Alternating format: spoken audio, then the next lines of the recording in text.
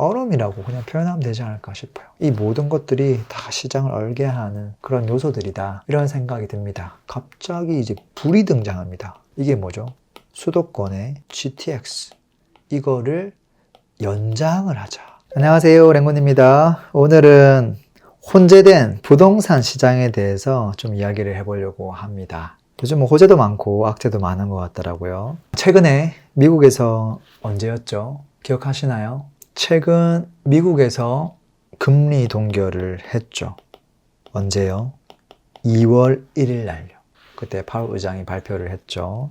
금리가 어떻게 되죠? 5.25에서 5.5%로. 그리고 이제 올해 적절 시점에 인하를 할 거다라고 했지만 3월은 아마 예상컨대 좀 어려울 거다, 그런 이야기까지 조금 했습니다. 그렇게 하다 보니까 증권사에서는 그러면 4월에서 한 6월쯤에 한번 금리 인하를 하겠구나, 그런 전망들을 많이 하고 있는 상태예요. 근데 어쨌든 이게 호재예요, 악재예요? 호재라고 볼 수 없죠. 여전히 지금 유지하고 있으니까. 그리고 또 어떤 일들이 있죠. 최근에 전국에 미분양이 많이 늘어나고 있는 거 아세요?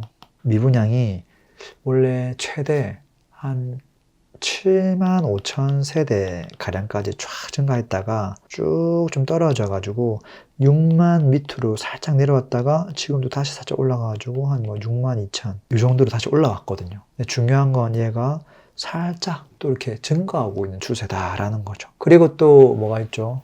PF 관련된 어려움은 계속 있죠. 건설업계가 조금 어렵고, 특히 지방 같은 경우는 미분양으로 이중고를 겪고 있기도 하고. 이 모든 것들을 하나의 키워드로 요약하라고 한다면 뭐라고 얘기를 해야 될까요? 저는 잘 모르겠고, 그냥 이 컵에 얼음이 이렇게 그냥 얼어 있는 상태? 얼음이라고 그냥 표현하면 되지 않을까 싶어요. 이 모든 것들이 다 시장을 얼게 하는 그런 요소들이다, 이런 생각이 듭니다. 자, 그런 와중에 1월 10일 대책이 하나 나왔죠. 핵심은 그거죠. 비아파트, 그 다음에 지방 조금 살려주자, 요거죠. 그래서 비아파트라고 하면 뭐가 있죠? 오피스텔, 도시형 생활주택, 다가구 주택, 이 세 가지에 대해서 혜택을 조금 주자. 향후 2년 동안 전용 60제곱미터 이하로 해서 수도권 6억 이하, 비수도권은 3억 이하, 이 비주택을 사면, 이 비주택이 뭐라고요? OP, 도생, 다가구, 이거를 사면 주택수에서 좀 빼주겠다. 근데 그 주택수가 도대체 취득할 때 주택수냐, 양도할 때 주택수냐, 종부세에서 빠지는 거냐, 그게 지금 애매모호한 부분들이 좀 있고요. 어쨌든 뭔가 혜택을 좀 주자. 그리고 한 가지가 이제 아파트에도 혜택을 조금 주자. 이거는 이제 지방에 국한해가지고 8호제곱미터 이하의 물건을 분양하고 나서도 입주할 때까지 미분양이 계속 난 아파트, 그 아파트를 사는 경우는 이제 뭔가 좀 해주자, 이런 게 있죠. 그 뭔가라고 하는 게 앞에서 해줬던 그 혜택하고 비슷한 걸 좀 해주자, 그 정도인 거죠. 주택수에서 좀 빠지는 그 정도인 거죠. 대단한 큰 혜택이 있던 건 아니에요. 근데 어쨌든 이게 나온 이유가 이 얼음을 조금 녹여보자고 나온 거죠. 결국은 그냥 얼음에 대한 이야기를 하고 있는 거예요. 그리고 그 외에도 단기 등록 임대 6년짜리 부활시키자 이런 내용도 있긴 한데, 다 핵심이 뭐예요? 이 구구절절한 걸 아는 게 중요한 게 아니라 이 골자를 아는 게 중요하거든요. 그래서 시장이 얼어있고 이 얼음 거를 조금 녹이기 위해서 뭔가를 꺼냈는데 이게 얼마나 도움될까? 근데 어쨌든 시장 얼어있구나. 얼어있으니까 이걸 꺼낸 거죠. 자, 그런 와중에 지금 우리가 얼음을 봤는데 갑자기 이제 불이 등장합니다. 이게 뭐죠? 수도권의 GTX, 이거를 연장을 하자. 플러스 신설도 하자. 이거를 1월 25일 날 대통령이 의정부에 가가지고 시청 대강당에서 발표를 하기 시작하죠. 왜? 의정부가 그 연장되는 곳 중에 하나거든요. 거기서 한 거죠. 그래서 기존에 A, B, C 노선이 있는데 요거 플러스 연장을 해줘가지고 더 많은 도시로 연장해줘라. 그 다음에 A, B, C가 아니라 D, E, F 3개 노선을 신설해주자. 이것들도 나왔죠. 실제 이건 뉴스 찾아보시면 다 나옵니다. 어려운 게 아니니까 제가 너무 구체적으로 다루지는 않겠습니다. 그리고 또 불로 하나 더 나온 게 있어요. 그게 뭐냐면 서울시장이 또 갑자기 용산에다가 또 국제 업무지구 개발 사업을 하는데 100층으로 마천루로 개발해야 된다. 그런 또 뉴스가 또 동시다발적으로 나왔죠. 이 뉴스들은 어떻게 보면 물이 아니라 얼음이 아니라 거의 불에 가깝죠. 헷갈리는 거예요. 도대체 뭐 어떤 걸 봐야 될지. 그리고 그런 와중에 또 뭐가 등장하냐면, 자, 주담대 주택담보대출에 이어서 지금 전세 갈아타기 할 수 있도록 됐죠. 언제부터? 1월 31일부터. 그래서 신용대출이나 주택담보대출은 갈아타기 대환을 쉽게 할 수 있도록 했는데 전세마저 쉽게 금리를 보면서 은행을 선택하면서 대환이 가능하더라.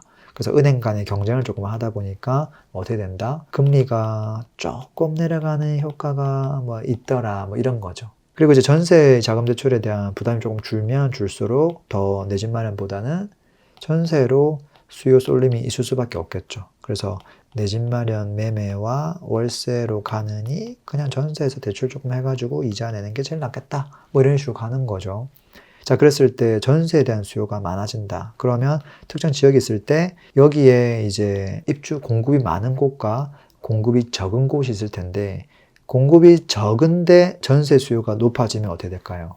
공급이 적은데 전세 수요가 높은 곳이 있을 거고요. 공급이 많은데 전세 수요가 조금 증가한 곳이 있겠죠. 근데 공급이 더 많을 수도 있겠죠. 이런 것들은 전세가가 떨어질 거고 이런 경우는 전세가가 조금 올라갈 가능성이 있겠죠. 근데 어쨌든 이건 뭐냐 도대체 실체가 이게 뭐 이거를 보고 우리가 야 시장이 엄청 좋아지는 불이다라고 볼 수 없죠. 왜? 이거는 매매에 대한 수요랑 전혀 상관없는 전세 수요하고만 관련된 내용이거든요. 이해돼요?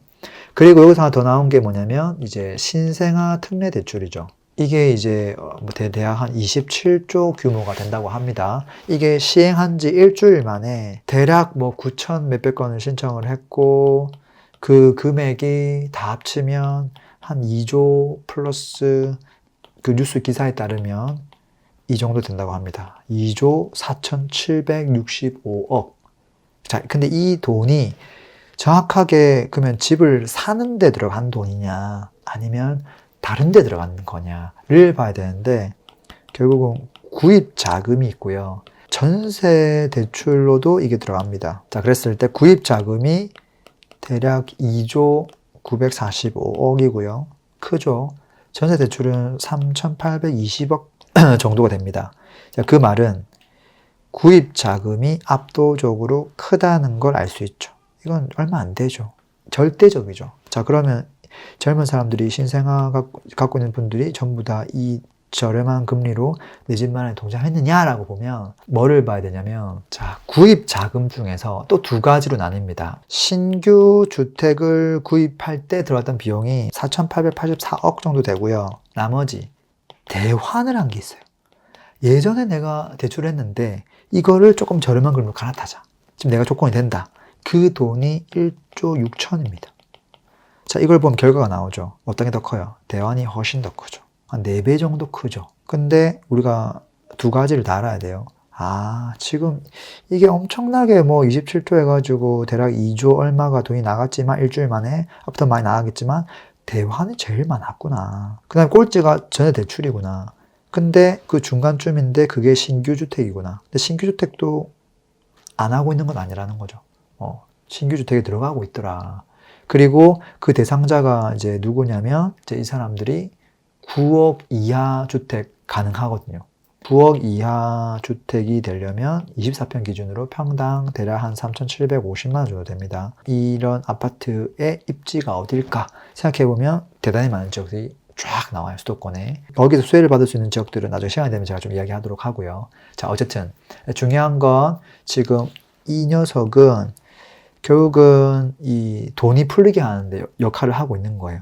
지금 위에 있는 갈아타기 이거 같은 경우는 사실 매수 수요하고는 큰 상관이 없는 거고 오히려 이게 사실은 중요한 뉴스다라고 볼 수 있죠. 그 다음에 6억 이하의 보금자리론이 있습니다. 원래는 특례 보금자리론이 있었죠. 이게 종료됐단 말이에요. 종료되고 다시 보금자리론이 시작을 했고 24년 1월 31일 이후로 재출시를 했고 이름을 그냥 특례를 빼고 보금자리론을 한 거죠. 대신에 대상이 6억 이하 주택을 매입할 때 그때 하겠다고 한 거고 대략 한 10조 정도를 편성을 해놨다고 해요. 여기서 이제 뭐 사람들 신청에 따라 플러스 마이너스 얼마는 좀 왔다 갔다 할 수 있는 부분이 있다고 하고요.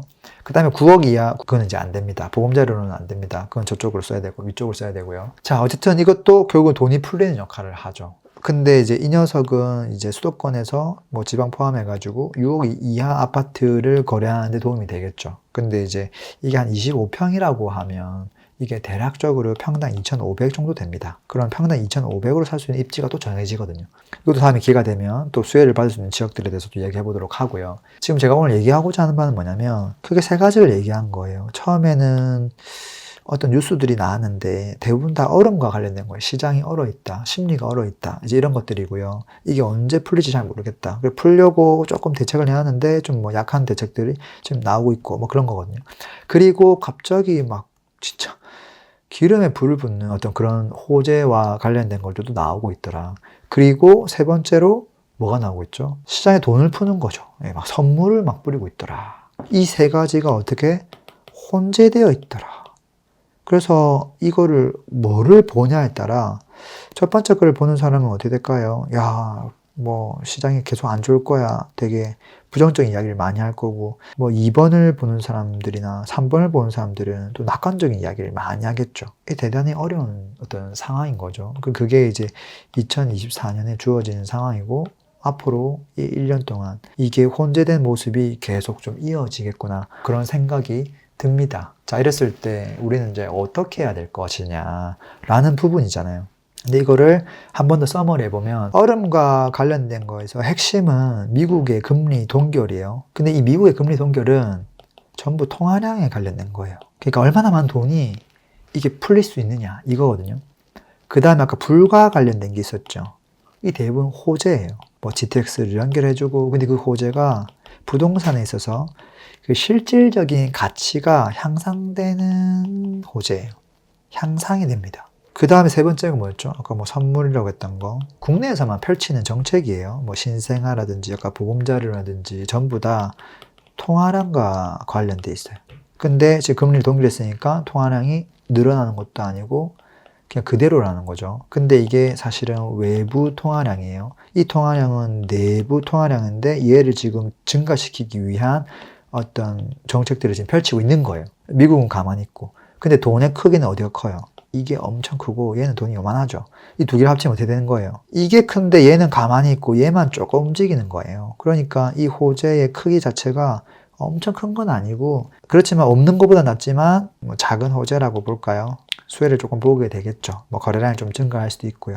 그 다음에 이 두 번째 이제 호재가 있는데 이 친구는 지금 당장 실질적 가치가 향상되나요? 아니죠. 이 지금 뭐 앞으로 연장해주고 새로운 노선 하겠다는데 이 언제 완공되는 거예요? 시간이 한참 걸리는 호재예요. 그리고 심지어 이 노선도 모든 노선이 다 좋아지는 게 아니라 그 일자리를 지나는 핵심 노선 그것이 더 크게 수혜를 받거든요. 노선별로 가치가 달라요. 그런 것들도 잘 좀 구분하는 게 필요하겠죠. 그래서 제가 지금 하고자 하는 말은 무슨 말이냐면 뉴스에서 되게 다양한 것들이 나오고 있는데 그걸 고지고대로 보는 게 아니라 그 뉴스의 본질이 뭘까? 그리고 그 본질을 다 따졌을 때 누가 더 큰 거냐를 보면서 이 시장이 어디로 갈 건지를 그냥 생각해 보는 거죠.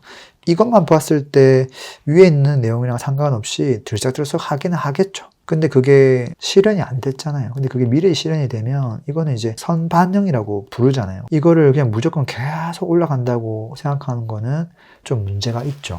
그리고 노선을 잘 구분해서 하는 게 필요하고 그냥 밑도 끝도 없이 그렇게 좋은 노선도 아닌데 여기에 들어갔다고 하면서 그냥 부자기로 투자하는 거 되게 리스크하죠. 그리고 제일 중요한 거는 사실은 얘죠. 얘가 언제 금리를 내리는지 이제 이것들이 어떻게 보면 제일 크죠. 지금 현재에서는 이런 것들은 딱 수혜를 받을 수 있는 아파트가 어떻게 보면 좀 한정되어 있다는 거 그런 것들 잘 구분하면서 시장을 보시고 선택해 나가시면 좋을 것 같습니다. 오늘도 긴 영상 또 들어주셔서 감사합니다.